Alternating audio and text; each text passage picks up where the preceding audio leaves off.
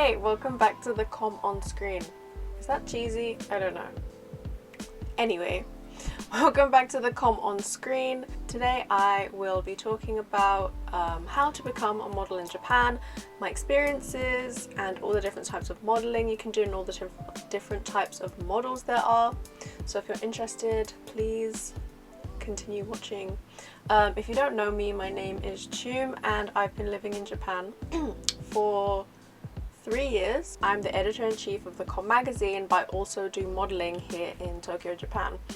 I have had several different types of modeling experiences for brands, magazines, commercial, indie brands, music videos, that kind of thing. So I wanted to talk about my experiences, but also try and answer the question, how do I become a model in Japan? I can try and answer the question. I don't know if I can fully answer it, but I can do my best to give you tips and tricks and anything you need to know about what it's like to be a model and how to get there. Hey everyone, this is Editing Chum here, and I just realized when I was editing this, I never actually answered the question or even attempted to answer the question, how to be a model in Japan. So I refilmed it and you will be seeing 2 Chums, not one, but a grand total of 2 Chums in this video. So don't be alarmed if I suddenly change outfits and everything changes. Thank you. But before that, I think I would advise anyone who's looking to be a model in Japan is to gain experience prior to coming, because you know, it's like any other job. You should at least have an awareness of whether you like it or not. I think a lot of people think they're gonna enjoy it but actually find that it's really annoying, or like they don't like it, or they want to be in a different part of the creative industry. So I think that's super important, first of all. So make sure to get some experience before you come and like do your research about, you know, whether you actually want to be a model full-time and whether it's financially possible, because you're not gonna book everything, you're not gonna get picked for everything. You know, it's still tough competition, so you should consider that before you come to Japan. So step 1 of how to become a model is move to Japan. Obviously, if you want to be a model in Japan, then you have to be in Japan. The next step is probably doing your research. So you have to find agencies that will take you. So these are usually called foreign talent, foreign model agencies, and you can just Google them. It's in English, and the people behind the agencies also speak English. They might be Japanese who speak English, or they might just be Westerners who run modeling agencies in Japan. So they're easily Googleable and you can find those anywhere on the internet. That's definitely the easier route. The thing is with these modeling agencies is most people who come to Japan, that's the route that they take. So you'll find you're on a list of like hundreds of people, which I guess is the case normally for modeling, I'm not sure. They usually take on quite a few people, so it's not going to be an exclusive pool of models you'll be a part of. There are many foreigners looking to become talent and models in Japan, so there's quite a bit of competition. That's definitely something to take into account when you sign up to these foreign modeling agencies. The thing with these agencies is they deal with, you know, finding the client, making sure that you get an appropriate amount of pay. I mean, I hope it's an appropriate amount of pay, and just being the manager, the in-between, the go-between between you and the client, the person you'll be modeling for. So that makes it, you know, 10 times easier, and you'll be able to get instantly off the bat like big opportunities, like commercial opportunities with big companies. I can't say who exactly, but you know, big companies straight away. So I don't know where I left off because my camera died, but I think I was talking about companies that you can work with, big companies or something like that. Anyway, moving on. So if you join a modeling agency, talent agency, something like that, specifically for foreigners, then that's the easiest route. All you have to do is give it a quick Google and you'll be on your way. The other way is to be a freelance model, which is what I am, and you're not part of an agency or anything. And the way I started was, how did I start? I think it was just from posting pictures on Instagram and people recognizing me from Instagram and then asking me to model from there. This is obviously a more difficult way and it's harder to get your name out there, but I think if you're just really active on Instagram, if you go to events and meet people and network, that kind of thing, you'll most likely be starting out with smaller brands, probably for free, just helping out friends and people you meet, and then working your way up. So it's definitely a more difficult route, but you definitely have more freedom with who you work with and how you look. So to answer the question how to become a model in Japan, for me, I think there are two ways. One is the traditional way of being part of an agency and just researching that, and the second way is to be freelance and building your portfolio on Instagram and networking with people you meet around Tokyo. I thought I'd first start talking about my modeling experience. I started modeling prior to coming to Japan. I can't remember what year, I can't remember why. I think I had a blog and I was just modeling, I guess, for my blog, and then I signed up to one of those modeling websites where you can just get some experience and like connect with photographers, so I got a bit of experience doing that. And then from that, when I moved to Japan, I had that tiny bit of experience, and then I was able to like use that and do a bit of modeling in Japan. So at first, because of my look, I did a lot of like kawaii modeling, like kawaii fashion kind of things, because I had like long blue braids or blonde braids or colorful, I don't know, like I had a lot of colors on me, so people saw that image and that's what they put me in. But actually I got to do a lot of other modeling.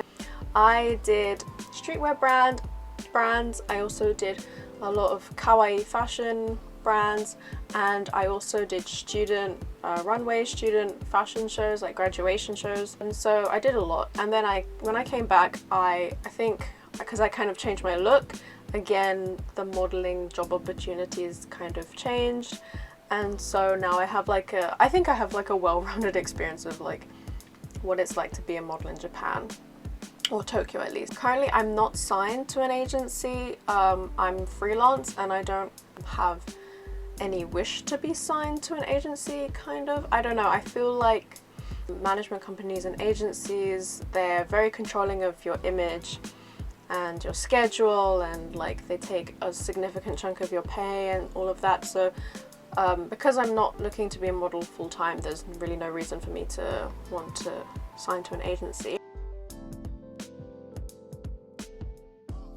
Okay, so the different types of modeling are like advertising, big brands, indie brands,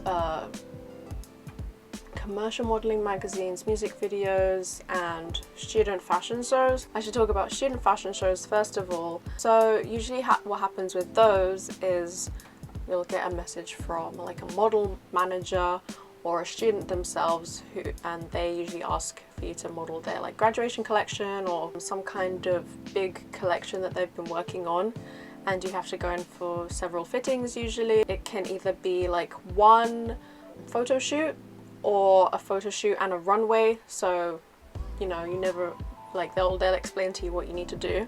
For me, I have done Bunka Fashion College.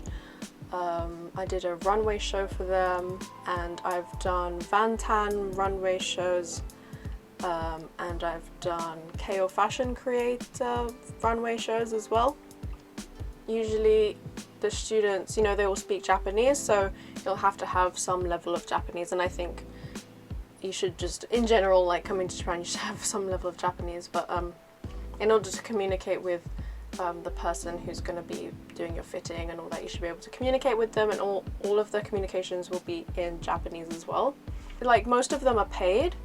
If like you ask, they'll probably pay you. It's still a job, so you should probably ask for some kind of payment, like in the form of transport reimbursement, and also just, you know, normal form of payment on the day. Sometimes if it's not like an end of year thing, or if it's just something they've been asked to create just as part of the course, maybe like if you're willing to do it for free or do in exchange for just travel fee or like some food, which I have done, there's that as well.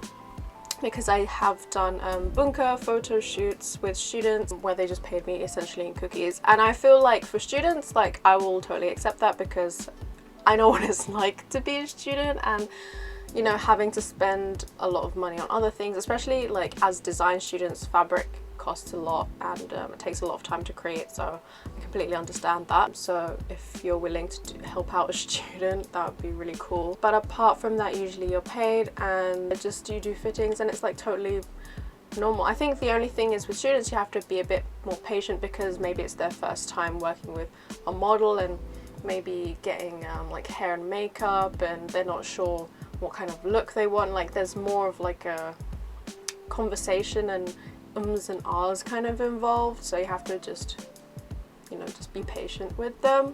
And yeah, I think modeling for student shows is actually really fun because the more commercial you go, the more, I would say, bland it gets. And with students, they're allowed to have like crazy silhouettes and colors, and, you know, just express themselves a bit more in a weirder way, I suppose. So it's fun. Like, student shows are fun and they're really rewarding because the students are really grateful for you. They're like, oh my god, without you this wouldn't have been possible. I mean, obviously, but then you can really tell they're appreciative of what you do. And actually there's differences between each school. So for bunker is very like, they have very over the top and lavish like things, like outfits. Like, I've been put in what I would call a tomato, and it was just like a round ball cage that I was just in, and I felt my liver shriveling up from being overheated. But it looked great. It looked really cool. And another time I was in like a vinyl dress that took like 2 people to put on, and had all vinyl plastic pieces like sticking out. Like, it's very extravagant and over the top, so it's exciting, is all I'm gonna say. I actually really enjoy it. And then Vantan, usually we always joke about, if you haven't done a Vantan show unless you've had a massive headpiece like put on your head, regardless of whether you're doing a hair and makeup show or like the normal like fashion show, they will always give you a massive headpiece. I don't know why, it's just a Vantan thing. And then with KO Fashion Creator, which is the one I've done the most recently, I think it was done under unusual circumstances because of coronavirus, so like wearing masks all the time plus a face shield as well, and not being able to talk in certain areas because of like the spread of coronavirus via speech. I don't know. But that was just kind of normal, just going for like several fittings, get evaluated by their teachers, not me obviously, not the model, the design, and then just go in for rehearsal for the runway. And it's kind of what you imagine would happen with a runway, so there's nothing super out of the ordinary there. So those are all the student runways that I've done. And I think the next kind of level would be like, you know, small indie brands photo shoots. So usually they will have a studio that they rent, and hair and makeup artist, stylist, the brand owner, like there'll be like, you know, a small team of people. There'll always be food there usually, so I usually don't buy anything beforehand because at the studio they're like, eat. I'm like, thank you, because my time management is terrible, so I usually don't have time to eat beforehand. As for call times, it depends on the length of the shoot. It could go from like 4 hours to all day, depending, but usually they're pretty relaxed shoots. I'd say like most of the shoots I've been at are pretty relaxed. Usually I have to ask the brand director like what kind of image he wants or they want to portray through posing. They don't really have like specific poses. Sometimes they'll show you like a Pinterest board or like a mood board, and you have to kind of just go with the flow, see how you feel, and see if you can try and like work the clothes and present an image that you think is in line with their sort of vision as well. But even at like a smaller level, there will always be like a hair and makeup person there, and all your needs be catered for, kind of. It's very lovely. Sometimes if you are contacted by just a photographer, in that case you will have to probably come in your own clothes and do your own hair and makeup, and the shoot will be on location rather than be in a studio. That's totally normal as well. That's not like being a weirdo and like come to this random place. Like a lot of the time you will find that you're contacted by people via Instagram DM. That's how I'm contacted. You're told to go to these random places, and sometimes I think like, oh my god, like where am I? But it's totally normal. Like there's never been a situation where I feel like, oh, this is weird. So it's fine. Sometimes you'll be just working with one photographer.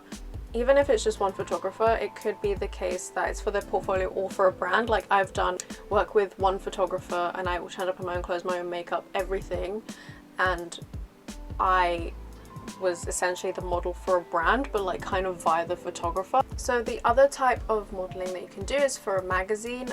I've done modeling for a magazine as both myself and as like a model. So one where they kind of featured me as Chum, and one where I was just modeling like the clothes. So for example, I modeled for Grind magazine, which is a men's magazine. That one was really interesting because it's a men's magazine, and I turned up and I was the only female identifying person there, and I was like, what have I done? What have I stepped into? But it was, again, totally normal. I think I just have an androgynous look, I suppose. But like that was even when I had like bigger, dark, like an afro kind of, and now I don't have that hair anymore, but still I feel like I have an androgynous look either way. So that's probably why they chose me. And then for Spuru, at S-P-U-R, in Japanese it's pronounced Spuru, but in English it would be Spur, I suppose. Spur magazine, I was featured as myself. For that shoot, again, it was the same as like an indie brand. You would go, there's a hair and makeup artist, blah blah.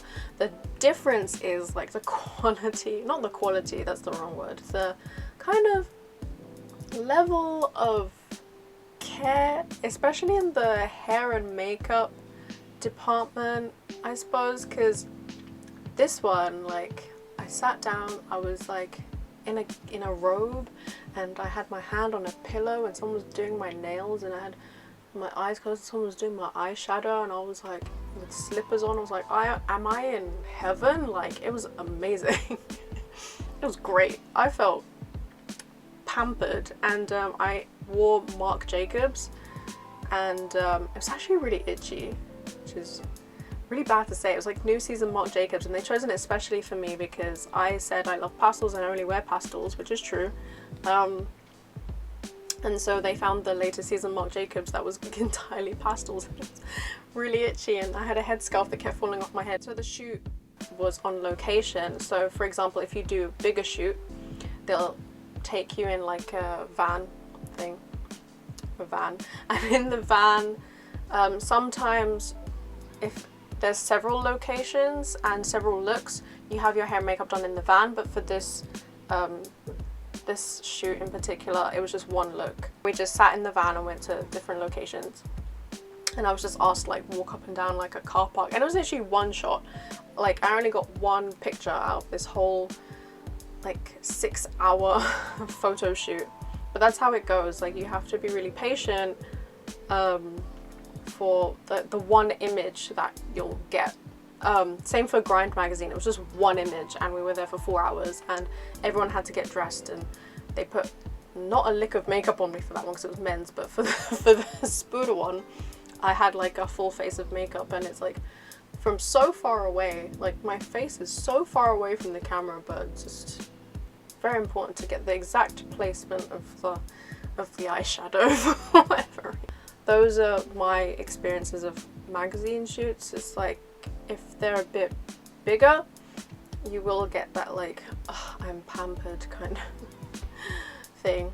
But I think you also have to appreciate, like, you won't have creative control of everything about your image because you will be styled, and you will have to do what they say, and you won't be able to tell them like, no, I want it this way. Because I think if you work one-on-one with a photographer or like a smaller brand, maybe you can suggest more things, but this isn't really the case with those bigger brands and companies and magazines. And again, like, you really have to ask permission for the images as well. So if you're on set, make sure that you always ask permission to take like social media videos, or like if you can, sometimes you can take videos and pictures on the day, but you can't post until afterwards, and it's usually written out beforehand. They'll send you like a long, not a contract, sometimes a contract, but sometimes just like a document to say you cannot post on social media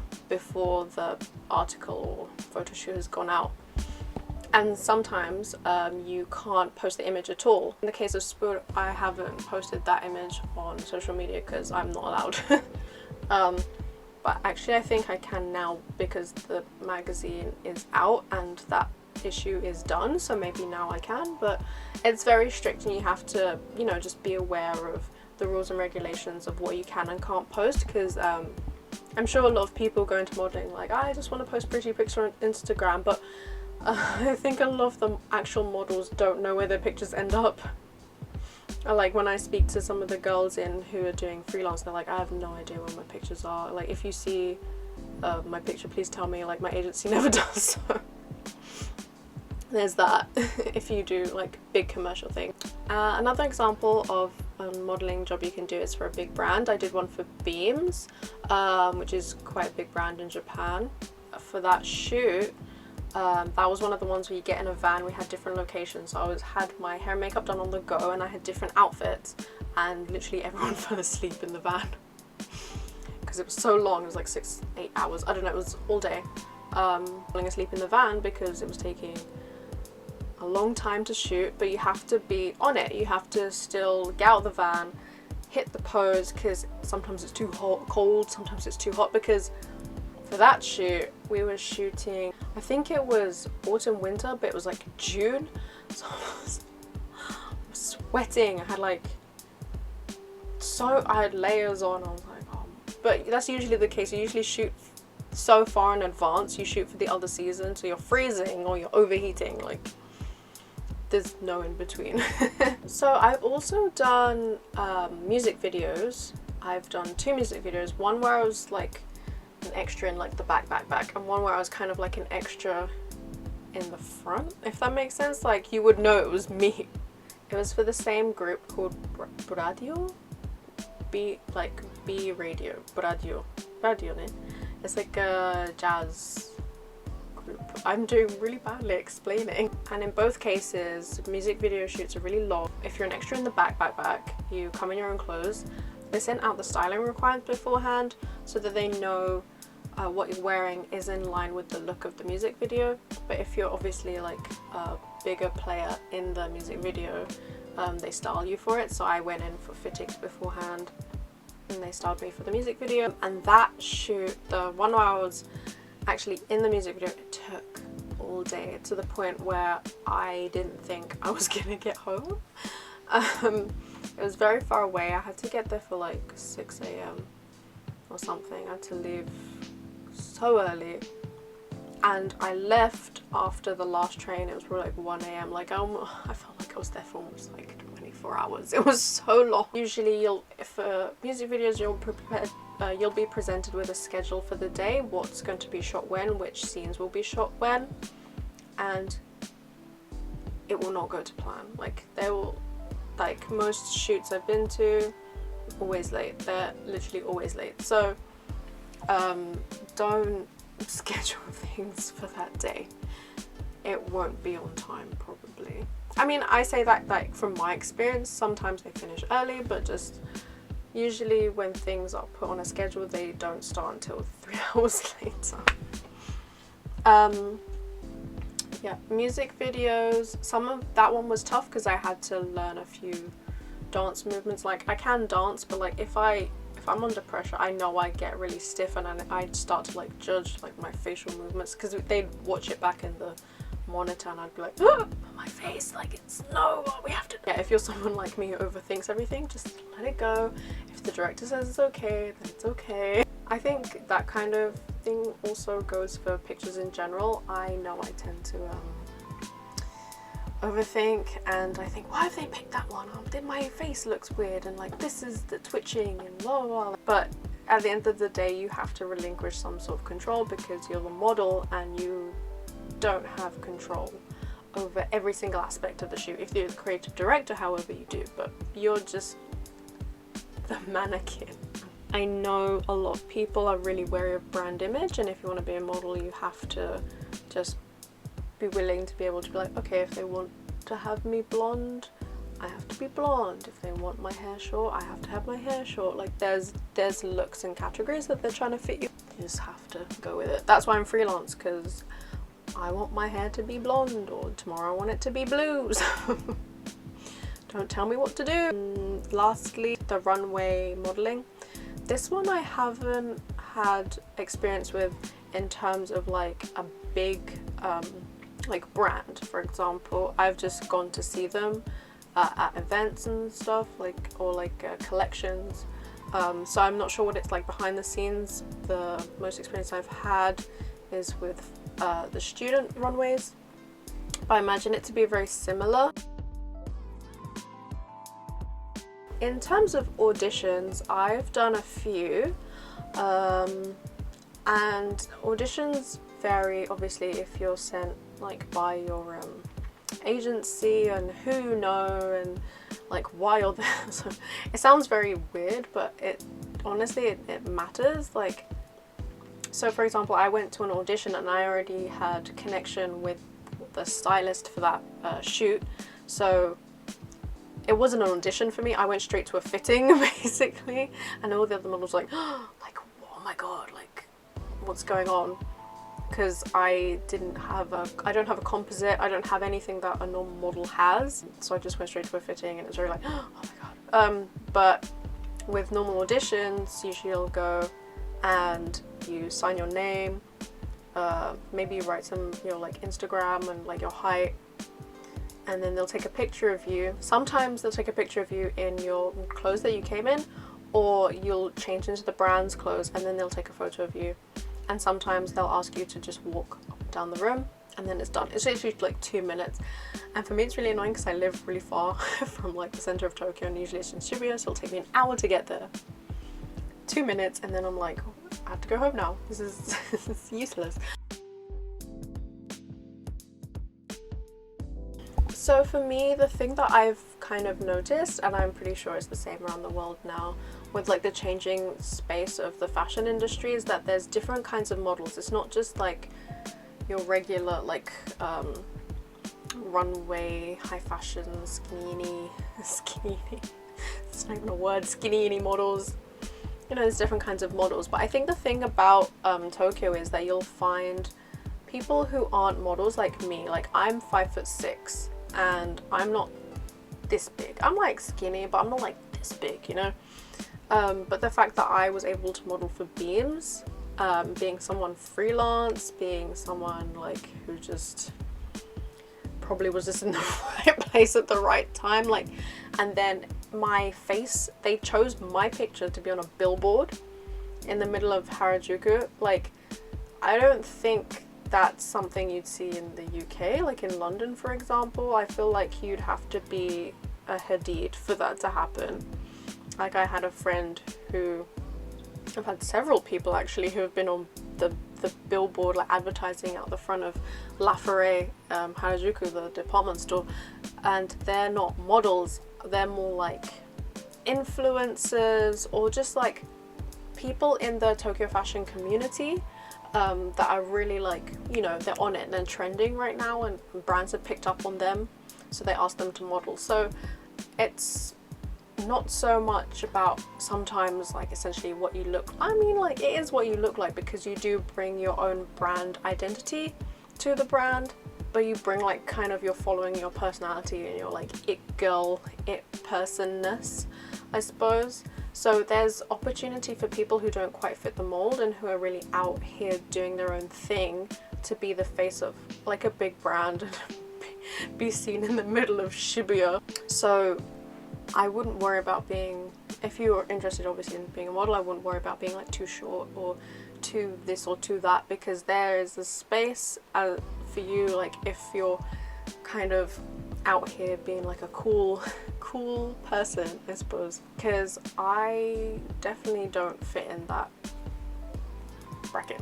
So yeah, I think that's the question I get asked the most, is like, can I be a model in Japan if I'm this or if I'm that? And I think definitely, because like there aren't that many foreigners, non-Japanese people here, so they kind of look at you and they think like, oh, you must be a model. And it's like, no, I just exist and I look different from you, but like that's usually how it goes.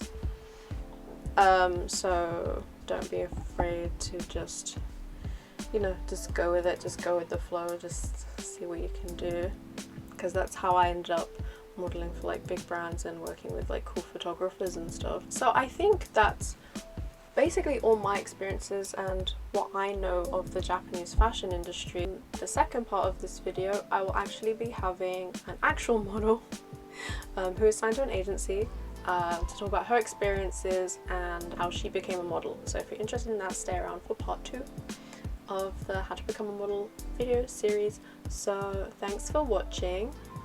Hope you enjoyed it. If you have any more questions, please let me know, and maybe we can try and answer them in the next part. So yeah.